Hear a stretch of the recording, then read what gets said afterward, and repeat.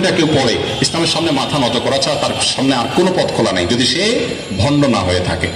তো এই জন্য আমি আপনাদেরকে বলতে চাই, বিশেষ করে অন্য ধর্মাবলম্বীদেরকে আমি সাল্লাল্লাহু আলাইহি ওয়াসাল্লাম সিরাতের প্রতি আহ্বান করবে, আর তার চেয়ে বেশি আমরা ভালো মুসলমান হওয়ার চেষ্টা করব। এরপর প্রশ্ন করেছেন নাহিদা হিমো, আপনি লিখেছেন কি ধরনের হাসি ঠাট্টা জায়েজ? অনেকে কথা বলার সময় যে গালি দেয়, বাজে শব্দ ব্যবহার করে, এগুলোতে করণীয় কি? দেখুন, কোনোভাবেই একজন মুসলমানের জন্য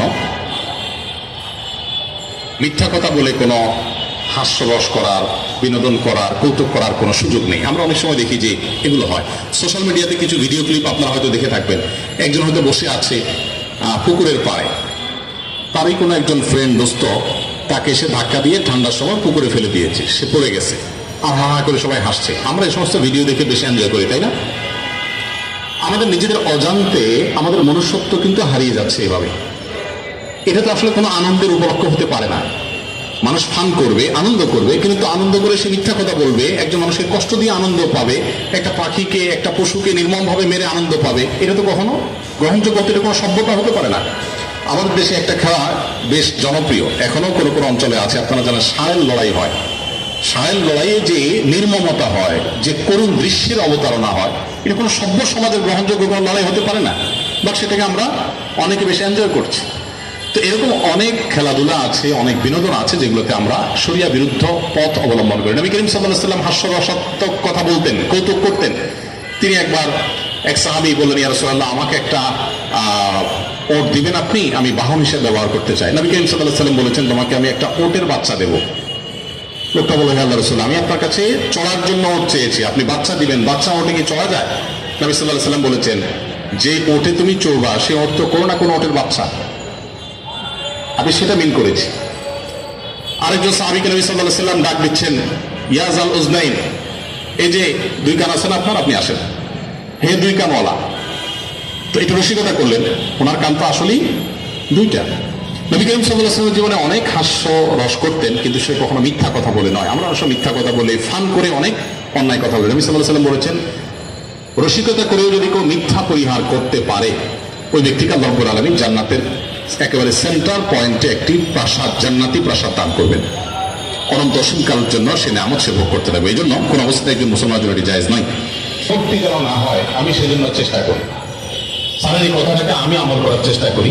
পারতপক্ষে সজ্ঞানে কারো নাম ধরে খোঁচাখুচি করা, কারো বিরুদ্ধে বিশুদ্ধার করা, পাবলিকলি কিংবা ঘরোয়া মজলিসে, এই জিনিসগুলো যেন আমার দ্বারা না হয়, আমি সে ব্যাপারে খুব বেশি সচেষ্ট থাকি। আমি আপনাদের প্রতি একটা আহ্বান রাখতে চাই, বিশেষ করে আপনারা যারা সাধারণ শিক্ষিত ভাইয়েরা বোনেরা আছেন, আল্লাহর ওয়াস্তে ইসলামের কোনো একটা সেক্টর বা কোনো একটা গ্রুপ আপনি পছন্দ করেন, কোন আলিমকে আপনি পছন্দ করেন, কোন স্কলারকে আপনি পছন্দ করেন, তার অনুসারী হয়ে পাল্টা আরেকজন হুজুর, আরেকজন আলেমের গোষ্ঠী উদ্ধার করার জন্য নামবেন না। আপনি আপনারা অনেকে দেখবেন যে এটাকে সওয়াবের কাজ মনে করে যে এক হুজুরের পক্ষ হয়ে আরেক হুজুরের গোষ্ঠী উদ্ধার করলে বোধহয় বিপুল পরিমাণ সওয়াব আমার আমল। পদক্ষেপ দিবেন না, সেরকম কোনো কথা বলবেন না। সমালোচনা করতে হলে নবী সাল্লাল্লাহু আলাইহি ওয়াসাল্লামের সুন্নাহ অনুসরণ করে করবেন।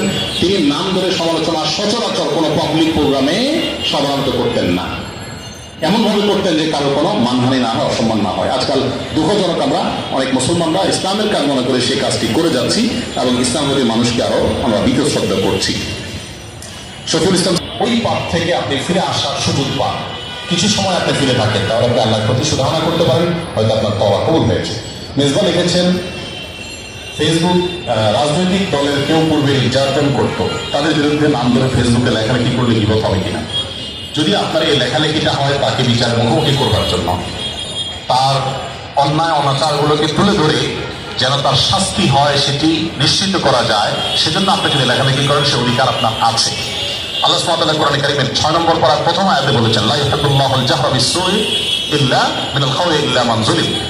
কোন মন্দ কথার প্রসার আল্লাহ পছন্দ করেন না, তবে যিনি নির্যাতিত, যিনি মাজলুম, তার জুলুমের কথা সে মানুষকে বলার অধিকার তার আছে। সংখ্যাগরিষ্ঠ মানুষদের চিন্তা আদর্শ, এটাকে শত্রুর মতো মুখোমুখি দাঁড় করিয়ে, এটাকে পাশ কাটিয়ে এবং মুসলমানদের সংস্কৃতিকে শত্রুতার জায়গায় রেখে একটা প্রতিষ্ঠান কোনো দিন আসলে অগ্রসর হতে পারে না। দেশের সংখ্যাগরিষ্ঠ মানুষকে আপনি ইগনোর করবেন আর দেশকে আপনি এগিয়ে নেবেন, কিভাবে সম্ভব? আমি প্রায় বলি, 3.25 লক্ষ মসজিদ এদেশে 2010 সনের জরিপ অনুযায়ী সম্ভবত ছিল সেটা এখন হয়তো 4 লক্ষে পৌঁছেছে, উপনীত হয়েছে। 4 লক্ষ মসজিদে জুমার দিন 12:30 থেকে 1:30 পর্যন্ত এই সময়টাতে যদি 150 করে মানুষও প্রত্যেকটা মসজিদে থাকে, সম্ভবত 6 কোটি মানুষ হয়। তাদের পরিবারের সদস্য আছে, সেটা আল্লাহ বাদই দিলাম।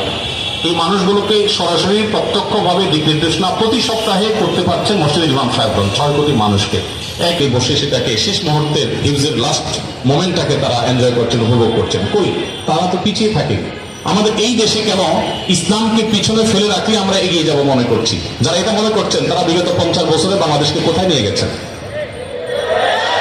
50 বছর তো ইসলামের সাথে শত্রুতা করে ইসলামকে দূর করেছেন, তাতে দেশ কোথায় এগিয়ে গেছে? এর বিপরীতে আমি বলব,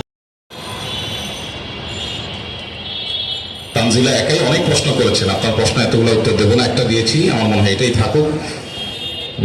এরপরে আমি সব প্রশ্ন মেয়েরা দখল করে আছে, ছেলেদের প্রশ্নই নেই। আলোচনা মেয়েদের পক্ষে গেল, এখন প্রশ্ন উত্তর যদি তাদের পক্ষে যায় তো মুসিবত হবে। বৈষম্য হয়, এই বৈষম্য তো দূর করা দরকার। একসময় মানুষ হয়তো ইসলামের এক হাত নিবে, আল্লাহ সুবহানাহু ওয়া তাআলা তাদেরকে বেশি দিয়ে রেখেছেন সেজন্য। যাই হোক, আনিসুর রহমান আপনি লিখেছেন, হলে না জানিয়ে অনেকে ব্যক্তিগত জিনিস ব্যবহার করে থাকেন, বিশেষ করে পানি খেয়ে ফেলেন, এর বিধান কি?